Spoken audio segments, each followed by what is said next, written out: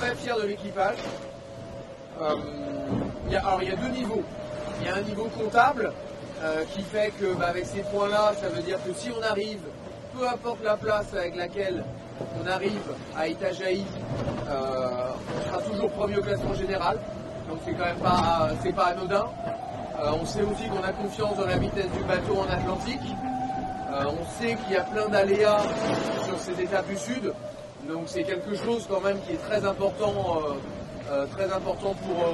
pour nous. Et qu'on a fait une très très belle première partie d'étape. Je suis le premier quand même d'habitude à toujours retrouver des choses à dire et à être insatisfait. Là vraiment du début à la fin, que ce soit les 3 tours au départ sous Table Mountain à Cape Town dans des conditions dantesques, que ce soit le long bord de près débridé qui nous a permis de sortir de Cape Town et de traverser la Mole dans le sud de Cape Town.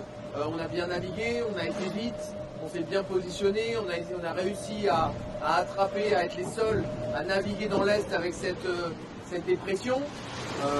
Le record des 24 heures, même si on n'a pas navigué pour ça, il faut l'avouer, hein, il y a toujours moyen ce record-là de le battre, parce qu'on souhaitait préserver le bateau. Ben, même là, je pense qu'on a navigué intelligemment, donc non, je suis très fier de l'équipage, très fier de la façon dont on a navigué. Et il faut continuer à naviguer comme ça parce que la route est encore très longue et encore une fois, c'est très important d'être sur la ligne d'arrivée à Itajaí. Franchement, les conditions à bord pendant le record de vitesse étaient mieux que ce qu'on a maintenant.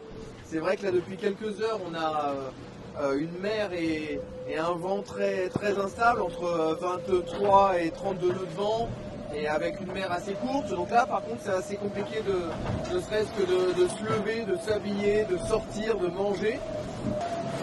Finir, vraiment mon plus gros challenge pour cette deuxième, on va dire, allez, on va arrondir pour cette deuxième partie d'étape, c'est vraiment de finir et d'arriver à Itajaí.